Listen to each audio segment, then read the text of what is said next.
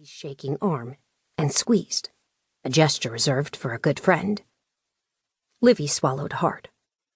No, no one.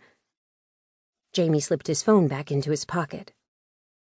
The officers will be here for a while, taking photos and fingerprints. It would be helpful if you could figure out if anything is missing, beyond what's broken. Livvie gave a curt nod to indicate she accepted the assignment. My body had relaxed the moment I'd seen her standing in the shop unharmed. She, in contrast, was still tensed like a jungle cat about to pounce. I moved next to her, fit myself beneath her shoulder and hugged her ribcage. I was the older sister, but she had been the bigger one since adolescence. I can't imagine we'll find any usable prints. Jamie looked around at the mess. This stuff probably gets touched by all of the staff when you're shelving, and by lots of customers, too. Over here, Livvie led us to the other side of the shop where high counters ran along the wall, left over from the 19th century apothecary that had originally occupied the building. Zoey had painted the once dark wood the same blue-gray as the stairs to her apartment. The paint had been applied in wide strokes that allowed a bricky pink undercoat to show through in places. Normally, the effect was warm and gorgeous against the white walls of the large, light-filled store. Today, the cabinet doors hung open, broken pieces of glass still in some of their panes. Livvie pointed at the mess on the wide planks of the floor.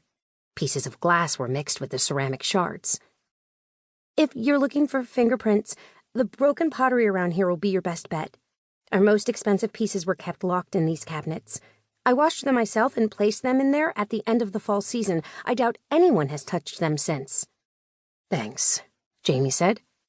I'm going to let the other officers know what you've told me, and then I'm going out to look for Ms. Butterfield. The sooner she gets here, the better. I'd like to spare her being unprepared for the sight of patrol cars in front of her place when she returns. You said you know where she is? Livvie rattled off a set of directions that I immediately recognized led to the old Culver property.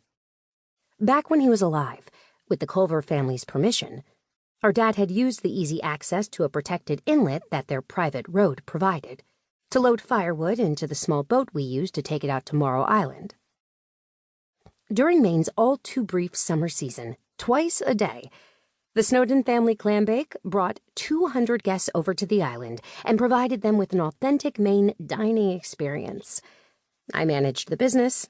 Livvie's husband, Sonny, ran the crew that cooked lobsters, clams, potatoes, onions, ears of corn, and eggs under saltwater-soaked tarps and over the fire the wood provided. Livvie was in charge of the kitchen, where she and 2 other cooks put out the clam chowder we served for the first course and the blueberry grunt we offered for dessert. My mother did all the buying for and managed the gift shop. Livvie's directions to the old Culver property included a lot of turn at the greenhouse and take the veer left, not the slight left or the turn left, and look for the break in the hedge type directions. I could tell by the furrow in Jamie's brow he was having trouble keeping up. He was a native and a first responder, but there was no dwelling on the Culver property, no town or county road. He would never have been there, and he wouldn't be able to get GPS directions where he was going. I know where it is, I volunteered. I'll go with you. We hadn't used the old Culver property for years. Now we trucked the wood directly to our boat at the town pier, but I was confident I could still find it. Jamie hesitated, wanting to argue, but then gave in to relief. Great. Give me a minute and we'll go. Chapter 2. We drove in the easy silence that comes from long friendship. Jamie steered us out of Busman's Harbor across the swing bridge onto Thistle Island, then over the second bridge to West Claw Point. He didn't need me to give him directions for this early part of the ride. The sky was bright blue with high puffy clouds riding on a stiff breeze. In mid-April, there were mere suggestions of buds on the trees.